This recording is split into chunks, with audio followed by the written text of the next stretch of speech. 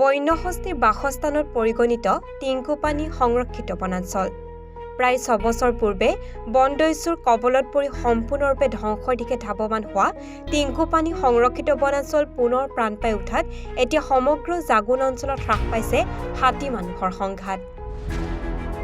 চৰাই-চিৰিকটিকে আদি কৰি বিভিন্ন প্ৰজাতিৰ জীৱ-জন্তুৱে পৰিপূৰ্ণ এই বনাঞ্চলখন প্ৰাণ পাই উঠাত স্বস্তিৰ নিশ্বাস পেলাইছে ইয়াৰ দাঁতি কাষৰীয়া ৰাইজে। উল্লেখ্য যে বিগত সময়ছোৱাত বন মাফিয়া তথা এছাম অসাধু ব্যৱসায়ীৰ কুদৃষ্টিত পৰি ধ্বংসৰ দিশে গতি কৰা প্ৰাকৃতিক সম্পদে পৰিপূৰ্ণ এই সংৰক্ষিত বনাঞ্চলখনত পুনৰ সেউজীয়া পৰিৱেশ গঢ় লৈ উঠিছে।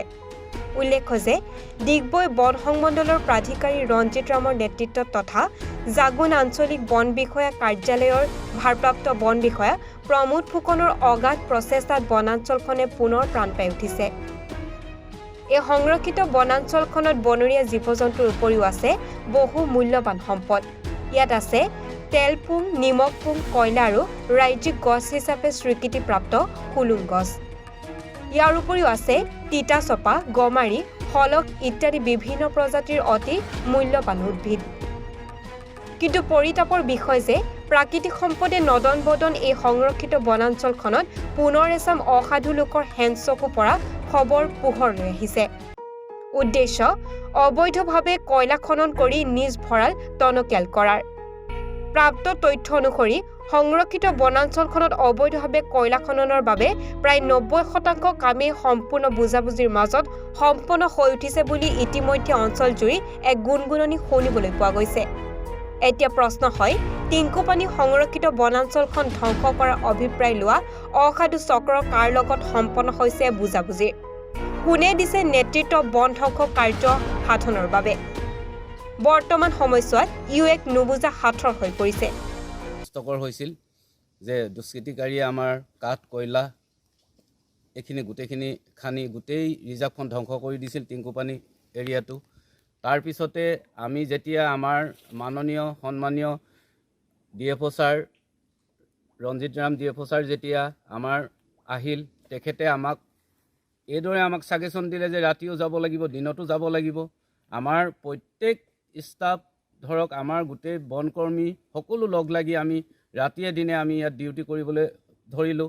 তেতিয়াৰ পৰা আমাৰ এতিয়া কোনো গছৰ ডাল বা কয়লা কোনো ইয়াত হেৰি নাই, এতিয়া কাটিব পৰা কোনো হেৰি নাই। এতিয়া আমাৰ সেউজ হৈ বনানীকৰণখন উঠিছে। এতিয়া আপুনি এষাৰ কথা উল্লেখ কৰিছে যিহেতু কয়লাৰ ক্ষেত্ৰত দেখা গৈছে যে মাৰ্ঘেৰিটাৰ বিভিন্ন অঞ্চলত বৰ্তমানে পাটকাই পাহাৰত অবৈধভাৱে কয়লা খনন হৈ আছে, কিন্তু তাৰ ব্যতিক্ৰমী এটা দেখা গৈছে যে জাগুন বনাঞ্চলিক বিষয়াৰ যি কাৰ্যালয়ৰ অন্তৰ্গত যিখিনি বনাঞ্চল আছে সেইখিনি কিন্তু সুৰক্ষিত হৈ আছে। কিন্তু আজি আমি জানিব পাৰিছোঁ যে ইয়াতো কিন্তু কাৰোবাৰ হেনচকু পৰিছে। কি ক'ব এই ক্ষেত্ৰত? হয়, ইয়াত যদি কিবা এটা হয়, কয়লা ক্ষেত্ৰত যদি হয়, তেতিয়া আমাৰ গোটেই ৰিজাৰ্ভখন টিংকুপানী এৰিয়াখন ধ্বংস হৈ যাব। কিন্তু তাৰ মাজতে ধৰক আমাৰ DFO ছাৰে যিটো আমাক ছাজেশ্যন দিছে, যোৱা বছৰ আমি যিটো প্লেনশ্যন কৰিছোঁ ৭০ হেক্টৰমান, এইবছৰ আমি ৭০ হেক্টৰমান আমি কেনৰ বেটৰো আমি প্লেনশ্যন কৰিছোঁ। তাৰপিছতে এতিয়া আকৌ আমি ১৬০ হেক্টৰৰ কাৰণে আমি পলিপট ভৰাই আছোঁ। ৭ লাখ পলিপট আমাৰ লাকলা নাৰ্চাৰীখনতে আপোনালোকে ক'লে চাব পাৰিব। আমি এতিয়া ৭ লাখ পলিপট যোগান ধৰিছোঁ ১৬০ হেক্টৰ প্লেনশ্যনৰ কাৰণে।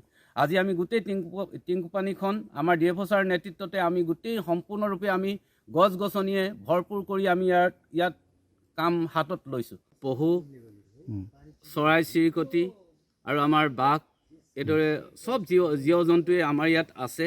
হাইঠা চৰাইলৈকে আছে আমাৰ ওপৰত গছত পৰি আছে, আপোনালোকে দেখিব। আৰু যদি ইয়াত যদি কিবা এটা হৈ যায়, ধৰক এই ৰিজাৰ্ভখন যদি এটা টাইমত আগৰ নিচিনা যদি ধ্বংস হৈ যায়, তেতিয়া এই গোটেই জীৱ জন্তুবিলাক আমাৰ গাঁৱৰ ৰাইজৰ তালে জাগুনৰ গোটেই মানুহবিলাকক অলপ অসুবিধা দিব।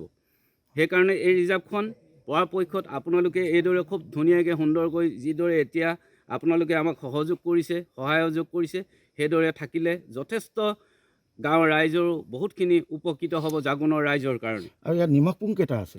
নিমখপুং ইয়াত ৩টামান আছে। এতিয়া ধৰক গোটেই বছৰ আজি বহুত যুগৰ পৰাই পানী বুৰবুৰাই থাকে। আৰু ইয়াত আপোনাৰ বন্যপ্ৰাণী খাব পৰাকৈ ইয়াত বন্য ফলবিলাক আছেনে? আছে, তেওঁলোকৰ সেইখিনি আমাৰ ইয়াত ঔটেঙা আছে, ধৰক ইয়াত গোটেই ধৰক পহুৱে খোৱা আপোনাৰ শিলিখা শিলিখা আপোনাৰ শিলিখা আছে, তাৰপিছত আৰু আপোনাৰ ধূনা আছে, চবেই আছে আপোনাৰ ধৰক এই মুঠতে সকলো তৰা গাজলিৰ পৰা আদি কৰি সকলো বস্তুৱে আমাৰ ইয়াত আছে। কাৰণ কেলৈ এই আমি জনামতে টিংকুপানী বনাঞ্চলখন ৰাষ্ট্ৰীয় ঘাইপথে মানে মাজতে আছে। হয় মাজতে আছে। যদি আপুনি ক'ব বিচাৰিছে যে যদি ইয়াত অনৈতিক যদি কাৰ্যক্ৰম হয়, যদি গছ গছনি কাটে, তেতিয়াহ'লে বন্যপ্ৰাণীখিনি গাঁৱলৈ ধাৱমান হ'ব। তিনিচুকীয়াৰ পৰা ব্যুৰ চিফ সন্তোষ ফুকনৰ প্ৰতিবেদন, এনিভাৰো 24।